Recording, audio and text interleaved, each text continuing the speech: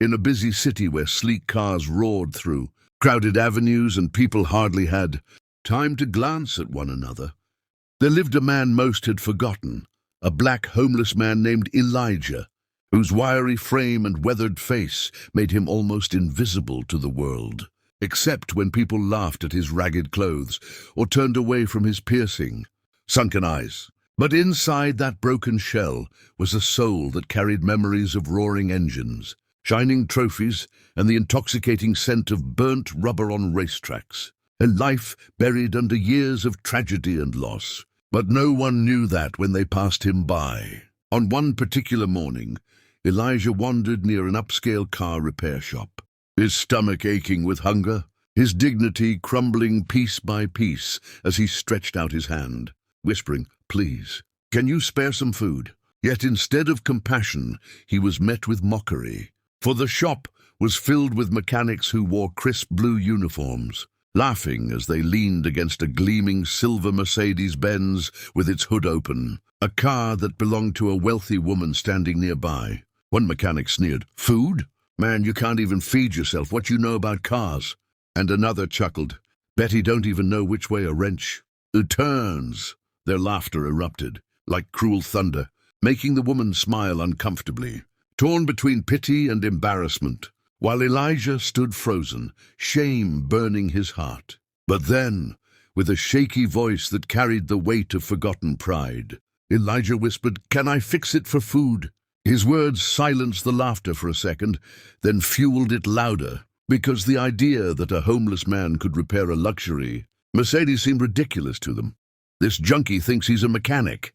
One of them howled, and the others doubled over, clutching their sides, but Elijah didn't flinch. He had heard worse, endured worse, and though his clothes were torn, his spirit still had fragments of steel. The wealthy woman, amused but curious, tilted her head and asked softly, "You really think you can fix this?" Her tone was playful, almost testing, as though she wanted to see just how far his delusion went. But Elijah's eyes flickered with an old fire as he stepped closer, his hands trembling not with fear, but with hunger, with memory, with a desperation that whispered of a past where cars weren't just machines, but extensions of his soul.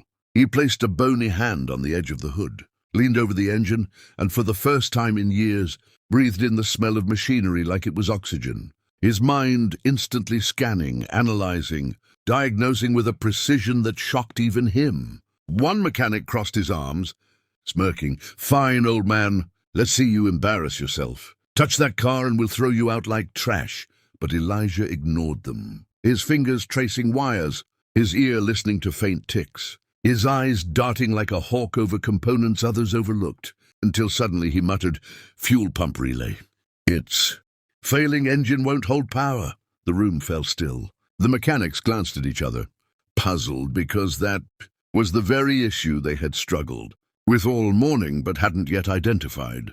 And though they laughed louder to cover their unease, a hint of doubt flickered across their faces. Elijah, unfazed, asked in a steady voice, "Give me a wrench." One of them, mocking him further, tossed an old wrench at his feet, expecting him to fumble, but Elijah caught it smoothly, his grip firm, his movements precise, as though muscle memory had never left him. He adjusted, turned, tightened, loosened with confidence, and within minutes, the engine purred softly, alive again, the Mercedes humming like a beast ready to run.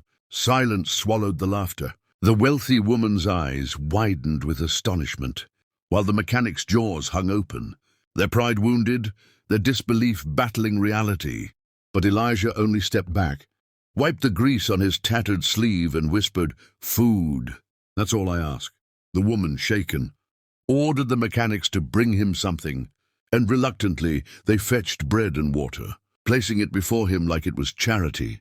But to Elijah it was victory, for every bite was not just food, but dignity reclaimed, a reminder that his hands still carried worth. Yet as he chewed slowly, his eyes watered with memories of a past none of them could imagine.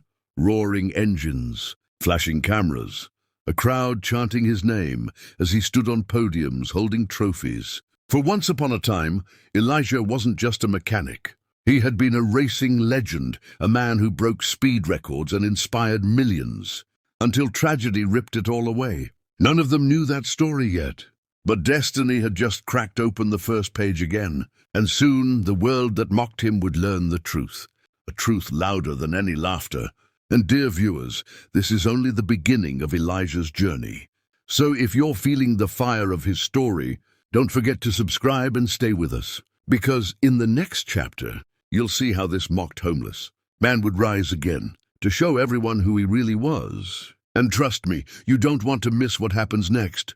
As the hum of the repaired Mercedes faded into the air and the woman drove off still, astonished by what she had witnessed, Elijah sat quietly on the curb outside the repair shop, chewing the last crumbs of bread they had reluctantly given him, while the mechanics still stared from inside, whispering among themselves, trying to piece together how a man dressed in rags could touch a machine with such mastery. And though they laughed again to hide their bruised egos, deep inside, a seed of respect had been planted. But for Elijah, the food was not what mattered most.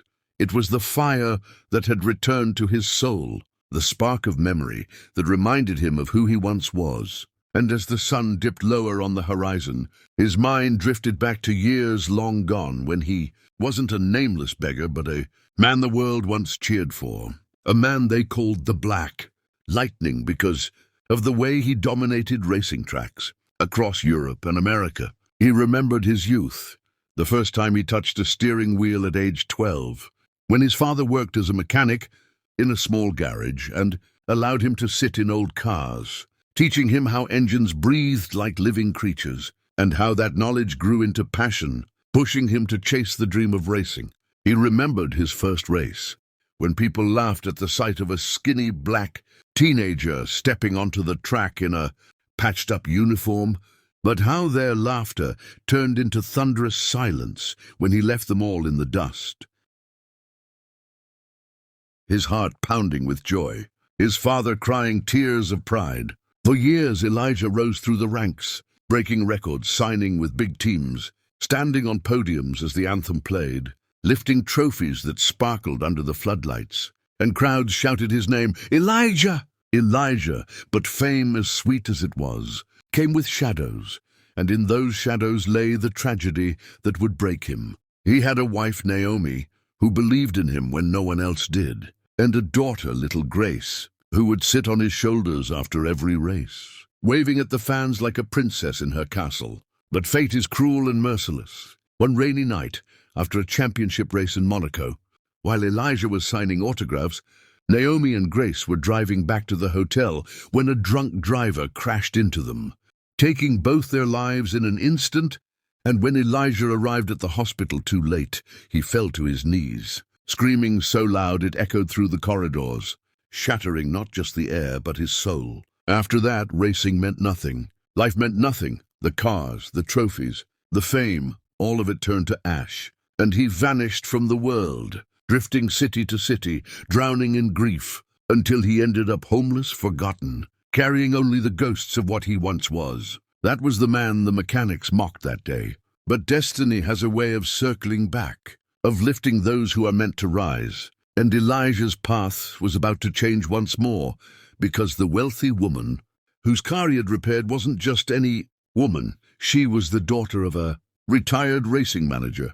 And when she told her father about the strange, homeless man who fixed her car in minutes, the old manager grew curious, because the name Elijah still rang like a legend in his memory, though he hadn't heard it in years. The very next day, the woman returned to the shop with her father, a stern-looking man with silver hair and sharp eyes, who studied Elijah carefully as he sat in the same spot, sipping from a plastic bottle of water, and asked, "What's your name?"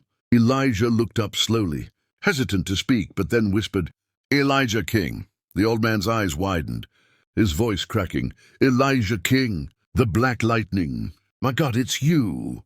And the mechanics who had mocked him froze in shock, their faces draining of color as they realized the truth. The man they had laughed at was not some nobody, but one of the greatest racing legends in history. Word spread quickly, And soon newspapers, journalists, and even fans who remembered his glory days began searching for him, flooding the area with cameras and questions. And though Elijah felt uncomfortable, torn between shame and recognition, he realized that perhaps life was giving him one more chance, not to relive the past, but to inspire others with his story. The manager offered him a place to stay, clothes, and eventually a chance to mentor young racers who idolized his techniques. And for the first time in years, Elijah felt purpose again, teaching kids from the streets who had dreams like he once did, telling them, never let their laughter stop you.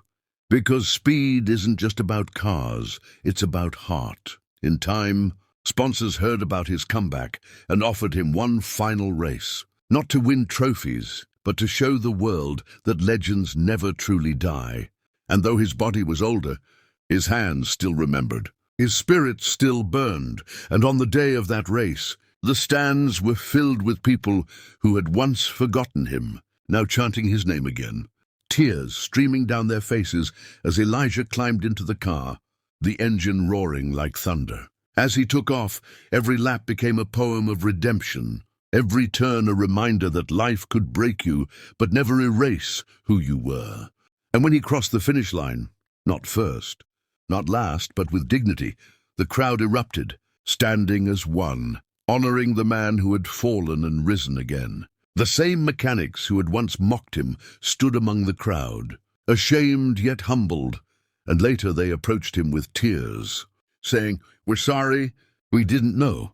And Elijah smiled softly, replying, "Now you do. And maybe next time, when you see someone hungry, don't laugh, feed them." His words spread across social media, turning into a wave of inspiration, reminding millions that greatness can hide in the most unexpected places, that every soul has a story, and that respect should never depend on clothes or status. And to you, dear viewer, listening to Elijah's journey, remember this: legends aren't born in comfort. They are forged in fire, in hunger, in loss, and in the courage to rise again.